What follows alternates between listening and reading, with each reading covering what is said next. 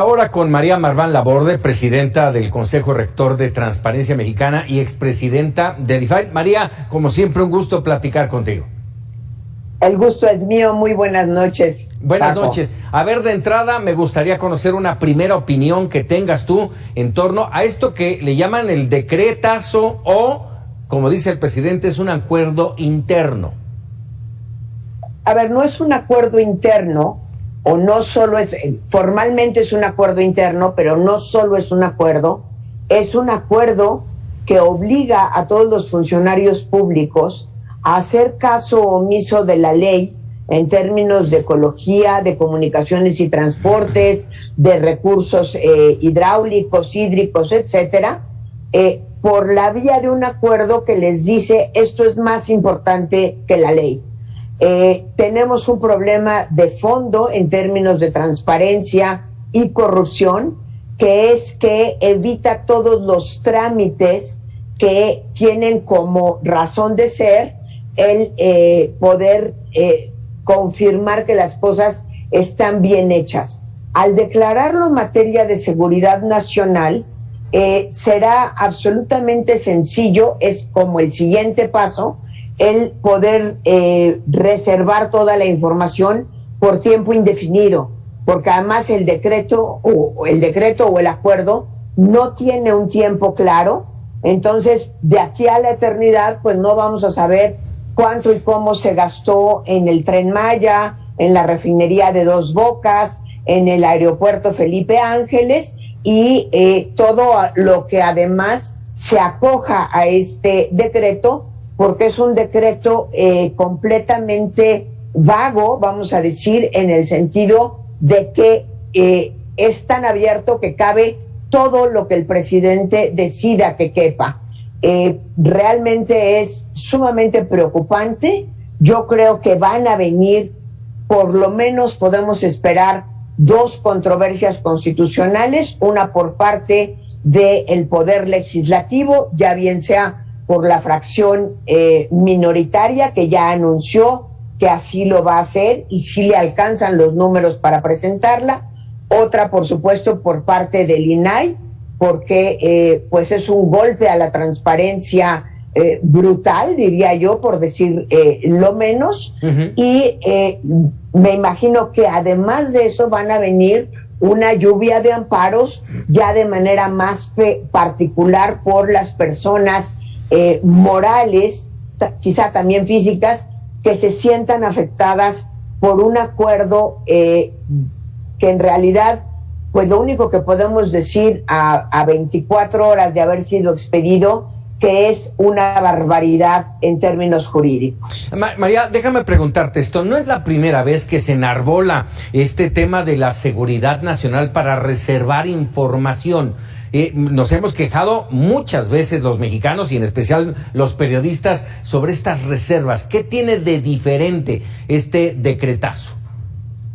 Que ahora se hace al amparo de un decreto y con un alcance en el espectro del decreto de verdad amplísimo. Las materias que se especifican en el decreto, si bien se especifican alrededor de 15 o 20 materias diferentes, insisto, ferroviaria, turismo, cuestiones hídricas, aduanas, fronteras, salud inclusive también está allí, no entiendo mucho qué es lo que tiene que estar haciendo salud. Medio ambiente. No sé si medio ambiente, prácticamente puede amparar todo lo que se le ocurra, y como bien decía la doctora Bonifaz, quien intervino antes que yo, tenemos un problema grave. El decreto o acuerdo, creo que es un acuerdo, contraviene de manera sustancial la Constitución y un sinnúmero de leyes. Entonces, los pobres servidores públicos van a estar en la disyuntiva de obedezco el acuerdo y conservo mi chamba, pero me puedo ir a la cárcel, o desobedezco el acuerdo, cumplo con la ley y probablemente mañana me corren por no cumplir con los caprichos del presidente. Hay otra cuestión que es importante decirle a nuestro auditorio, y es que a pesar de que el presidente hoy dijo que él ordenaría que la información se entregara en un periodo de 72 horas, vale la pena recordar, eso no está en el acuerdo. Una cosa es lo que el presidente dice en las mañaneras, que no tiene ninguna fuerza en términos de ley, y otra cosa es lo que está en el acuerdo. En el acuerdo no hay una disposición explícita de transparencia. Y la otra es, en términos de transparencia, por supuesto que las solicitudes son importantes, pero no es lo más importante. Mucho más importante es la transparencia en los procedimientos de adquisición, en las bitácoras de obra, en toda la gestión administrativa, digamos, que abarca mucho más que lo que una persona física o moral pudiera pedir a través de una solicitud. Y lo que esto hace es un acuerdo de falta de transparencia y de permitir claramente un abuso de poder que tendrá que ser detenido por el Poder Judicial. Esperemos que realmente se presenten las dos acciones de inconstitucionalidad muy firmes, muy enérgicas y muy bien armadas. A ver, déjame preguntarte esto, evidentemente sin saberlo, María. Esto es un decreto presidencial, y si es así, sí, frente a la marca, como lo han marcado incluso el ministro en retiro, José Ramón Cosía, esto es inconstitucional. ¿Qué es más fuerte, el decreto o la inconstitucionalidad? La inconstitucionalidad, inclusive al ser un decreto, es más fuerte son más fuertes las leyes vigentes. Por eso es que hago hincapié en el dilema tan fuerte en el que se va a poner a los servidores públicos. ¿Quiere usted conservar su chamba? Viole la ley. Y a lo mejor mañana lo meten a la cárcel. Qué pena, señor. De verdad lo siento muchísimo. ¿Quiere usted quiere usted cumplir la ley? No se preocupe. No va a cumplir los caprichos del presidente, mañana lo corremos. El dilema realmente me parece un insulto para nuestros servidores públicos. Déjame por último preguntarte, María, cuando se enarbola, cuando se dice, es muy sencillo hablar de que tal cosa es por seguridad nacional. ¿Qué dice la Constitución en este tema? ¿Qué es justamente lo que se inscribe en la seguridad nacional?